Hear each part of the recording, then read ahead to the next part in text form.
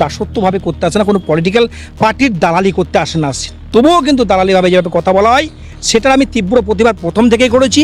ইলেকশনের আগেও আমি প্রেস কনফারেন্স করে বলেছি, কেন্দ্র বাহিনীকে যেভাবে দাগিয়ে দেওয়া হচ্ছে এটা কোনোদিনই কাম্য নয়। যারা বাংলাদেশ থেকে এসেছে, যারা আইনের বাইরে এসেছে, না আইনের বাইরে এসে কাজ করছে, তাদেরকে কোনোদিনই আমি বলবো না তাদেরকে ভারতে এসে নাগরিক করা হোক।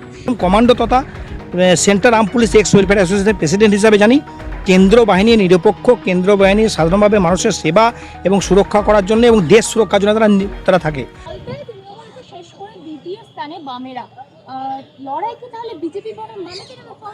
দেখুন, যেমন কর্ম তেমনি ফল। আপনারা জানেন তো, যদি কর্ম করেন ভালো তাহলে ভালো ফল পাবেন, যদি কর্ম কুকীর্তি করেন তাহলে সেই ফল পাবেন। অতএব সেইটা কিন্তু সাধারণ মানুষ দেখিয়ে দিল।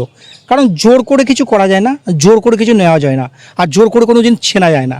যেমন ধরুন, আমি একটা উদাহরণ দিচ্ছি, এই যে CAPF, central arm police, central arm পুলিশের মধ্যে সিআরপিএফ, বিএসএফ, আইটিবিপি এরা যে ইলেকশন ডিউটিতে আছে, তারা কোনো পক্ষপাতিত্ব করে না। তাদেরকে যেভাবে দাগিয়ে দেওয়া হচ্ছে পলিটিক্যাল নেতাদের, রাজনীতির নেতাদের দ্বারা, এটাও কিন্তু কাম্য নয়। অতএব যেমন কর্ম করবে সেরকম ফল, সেটা সাধারণ মানুষ দেখিয়ে দিয়েছে। এই ব্যাপারে আমি কিছু বলতে পারবো না, কারণ রাজনীতির বিষয় নিয়ে আলোচনা করার এখন টাইম নয়।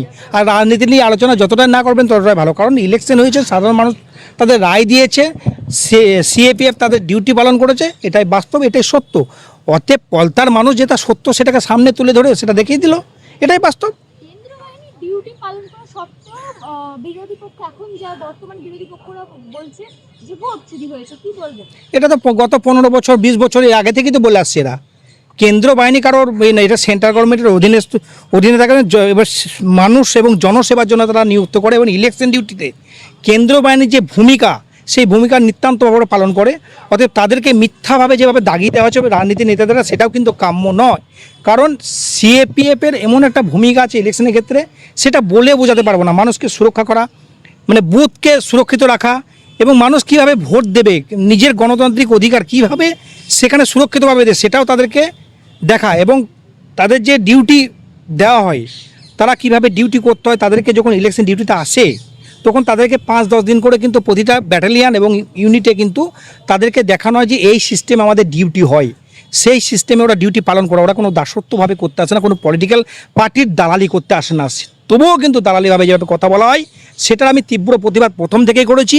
ইলেকশনের আগেও আমি প্রেস কনফারেন্স করে বলেছি, কেন্দ্র বাহিনীকে যেভাবে দাগিয়ে দেওয়া হচ্ছে এটা কোনোদিনই কাম্য নয় পলিটিক্যাল নেতাদের দ্বারা, স্যার যে কোনো পলিটিক্যাল পার্টি হোক না কেন।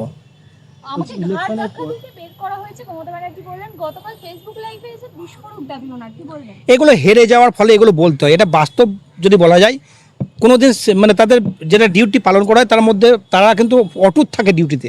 অর্থাৎ কাউকে ঘাড় ধাক্কা দিয়ে কথা বলে যে মিডিয়াকে গরম করা কথা, এটা আমি কোনোদিনই মানি না।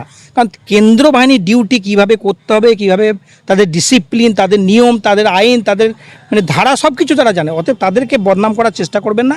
হেরে গিয়েছেন সেটা স্বীকার করে নেন, অতএব সেটা বদনাম করার চেষ্টা করার কোনো মূল্যই দিই না। কারণ আমি একজন প্রাক্তন কমান্ডো তথা central arm police x welfare অ্যাসোসিয়েশনের প্রেসিডেন্ট হিসাবে জানি, কেন্দ্র বাহিনী নিরপেক্ষ, কেন্দ্র বাহিনী সাধারণভাবে মানুষের সেবা এবং সুরক্ষা করার জন্য এবং দেশ সুরক্ষার জন্য তারা থাকে।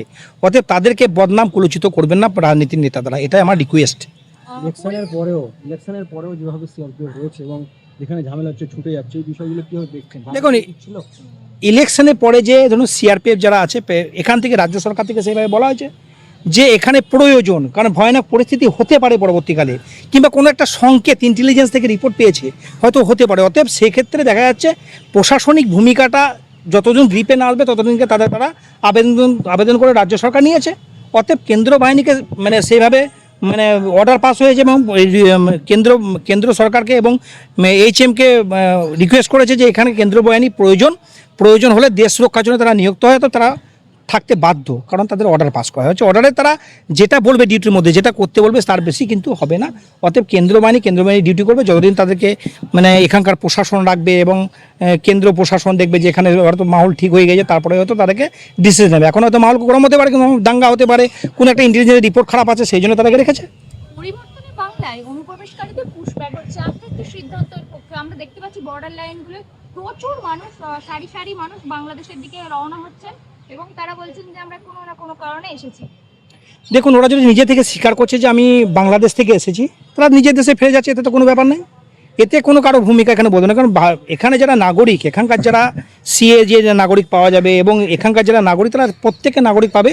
এবং রাজ্য সরকারকে আমি অনুরোধ করবো তাদেরকে নাগরিকত্ব দেওয়া হোক, যারা এখানকার নাগরিক, যারা বাংলাদেশ থেকে এসেছে, যারা আইনের বাইরে এসেছে, না আইনের বাইরে এসে কাজ করছে, তাদেরকে কোনোদিনই আমি বলবো না তাদেরকে এখানে ভারতে এসে নাগরিক করা হোক।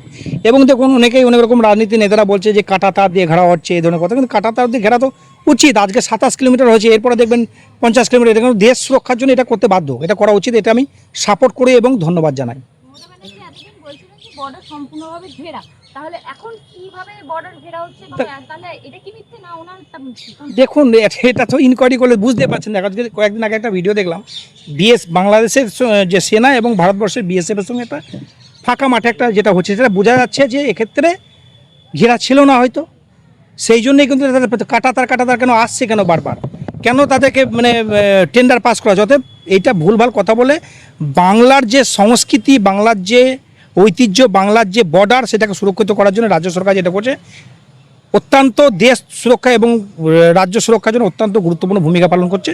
এটাকে আমি সাধুবাদ জানাই, একদম সিএপিএফ এর এক্স ওয়েলফেয়ার অ্যাসোসিয়েশনের প্রেসিডেন্ট হিসাবে। শেষ প্রশ্ন, যে 21 সালে ভোট পরবর্তী যে হিংসা হয়েছে, 26 সালে কি তার থেকে বেশি হলো না কম হলো? দেখুন 21 সালে যেটা হয়েছে এটা তো ভয়ানক কাণ্ড দেখেছি, কিন্তু 26 সালে যেটা হচ্ছে, আমি রাজ্য সরকারকে অনুরোধ করব আইনের আওতায় নিয়ে এসে তারা ব্যবস্থা করা হোক। কিন্তু এইভাবে যে বাড়ি ছাড়া 21 সালে যেটা হচ্ছে, তার আগেও আমি বলেছিলাম যে যারা বাড়ি ছাড়া তাদেরকে এইভাবে যাতে না করা, যে অধ্যত্ত পতন হয়ে যায়, জানেন তো, যে বেশি রকম বাড়াবাড়ি করলে তার পতন অনিবার্য। কারণ 2021-এ যে বেশি রকম মানে করেছিল, তারা কিন্তু পতনটা কিন্তু সাধারণ মানুষ কিন্তু দেখিয়ে দিল, চুপ করে সাইলেন্ট মুডে ভোট হয়ে গেল, সুন্দরভাবে বেরিয়ে চলে গেল, সরকার বেরিয়ে গেল, বুঝতে পারলো না। অতএব এই রাজনীতির কথা আমি বেশি কিছু বলতে চাই না, কারণ কি অ্যাকচুয়ালি বলতে গেলে দেখুন 21-এ যেটা হয়েছে তার চেয়ে ভয়ঙ্কর কিছু হয়নি। 21-এ প্রচণ্ড ভয়ঙ্কর হয়েছে, যেহেতু আমি এই 21-এ এখানে ছিলাম না, আমি ছত্তিশগড়ে ছিলাম, তারপর শুনেছি এবং মিডিয়ার মাধ্যমে আমি দেখেছি। 2026-এ অনেকটাই এখন শান্তিভাবে আছে, 21-এর মতো ভয়ানক কাণ্ড কিন্তু এখন নয়। তা আমি জানি রাজ্য ভালোভাবে চলবে এবং রাজ্য সুরক্ষিত থাকবে, এবং কেন্দ্রের সঙ্গে রাজ্যের এখন ডবল ইঞ্জিন সরকার হয়েছে, নিশ্চয়ই ভালোভাবে চালানোর চেষ্টা করবে সরকার। রাজ্য সরকারকে অনুরোধ করব সাধারণ মানুষের পাশে দাঁড়াক, সাধারণ মানুষের কথা শুনুক, এটাই আমার অনুরোধ।